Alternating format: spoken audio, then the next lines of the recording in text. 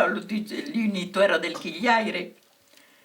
Abbiamo un nuier per il condomino e allora il grandpadre vogliamo sacare un local. Ma cada che gli andavo che il nuier era pieno di gor.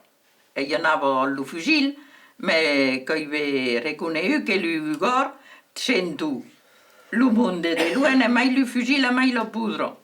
E allora andavo a ramosare il local cada mattina che non era pieno di gor. Così che arriva lui, io arrivavo da lui, se non avevo tutto il capo, non avevo paccato, ne potevo mai tirare a capo. E detto, ora hai paccato di gor, non cade local.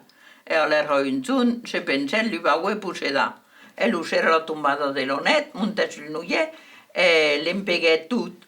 E lui l'andiamo mattina, quando arrivò, lui era posato sul nuier, tirato un cotto di fucile, che il sigaro si imbullerò tutto sul capo e se non era un melo nuier.